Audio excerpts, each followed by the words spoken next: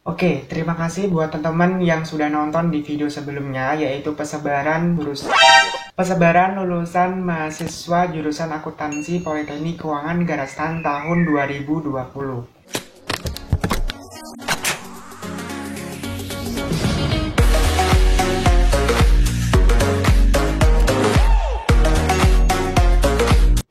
Nah, untuk video yang kedua ini, aku akan menjelaskan persebaran lulusan D3 Kebendaraan Negara, di mana 83% itu ditempatkan di lingkungan Kementerian Keuangan, sebesar 261 mahasiswa, dengan total 315 lulusan.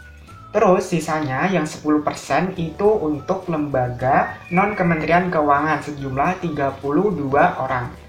Kemudian sisanya lagi sebesar 7% itu Kementerian non-Keuangan sejumlah 22 orang.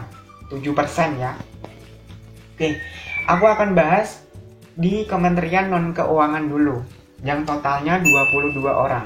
Di mana yang pertama itu ada KKP 2 orang, Kemenkes 2 orang, Kemenkominfo 2 orang, Kemenkomarves 2 orang, Kemenko Perekonomian 2 orang, Kemenparekraf 2 orang, Kemenpupr 4 orang, Kemen P3A 2 orang, Kemenperin 2 orang, Kemenhan dan 2 orang.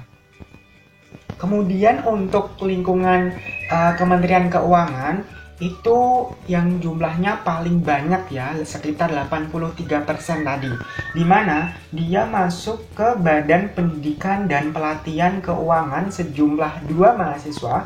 Kemudian Direktorat Jenderal Perbendaraan, karena emang jurusan kebendaraan jadi masuknya ke Direktorat Jenderal Perbendaraan sebesar 248, kemudian Direktorat Jenderal Perimbangan Keuangan cuma 1 orang, dan yang terakhir adalah Inspektorat Jenderal sebesar 10 orang. Lalu sisanya yang 10%, 32 orang tadi, itu masuk yang pertama, Badan Intelijen Negara. Kemudian sebesar 1 orang, kemudian Badan Keamanan Laut 1 orang, Badan Kepegawaian Negara 3 orang, Badan Narkotika Nasional 2 orang, Badan Pelindungan Pekerja Migran Indonesia 2 orang, Badan Pembinaan Ideologi Pancasila 2 orang, Badan Pemeriksa Keuangan 4 orang, Badan Pengawas Tenaga Nuklir 2 orang, Badan Pusat Statistik 2 orang, Badan Siber dan Sandi Negara 1 orang, Kepolisian Republik Indonesia ada 2 orang, Komisi Yudisial 1 orang, Lembaga Ketahanan Nasional 1 orang, Pusat Pelaporan dan Analisis Transaksi Keuangan 3 orang, dan yang terakhir ada Sekretariat Jenderal Dewan Perwakilan Rakyat 2 orang. Yang tadi adalah D3 Kebendaraan Negara.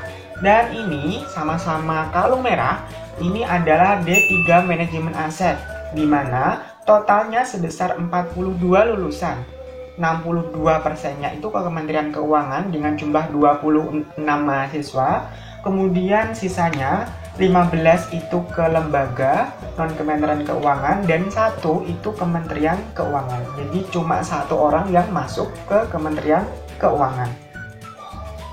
Untuk Kementerian Keuangan itu untuk prodi D3 Manajemen Aset itu masuk ke Badan Pendidikan dan Pelatihan Keuangan 1 orang tadi ya. Untuk Kementerian Non Keuangan itu ada Kemendes PDTT sebesar 4 orang, KKP 8 orang, Kemenkes 8 orang, Kemenaker 2 orang, Kemenkomarves 2 orang, dan yang terakhir adalah Kemenperin 2 orang. Sedangkan untuk yang lembaga non-Kementerian Keuangan itu ada Badan Intelijen Negara 1 orang, Badan Keamanan Laut berapa nih? 4 orang, Badan Kependudukan dan Keluarga Bencana Nasional 2 orang, Badan Narkotika Nasional 3 orang, Badan Pembinaan Ideologi Pancasila 2 orang,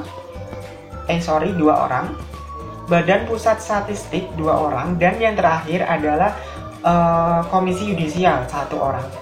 Nah, itu adalah persebaran jurusan manajemen aset, di mana jurusan manajemen aset dibagi menjadi D3 Pemeliharaan Negara dan D3 Manajemen Aset. Untuk jurusan lain akan aku bahas di next video. Terima kasih, see you.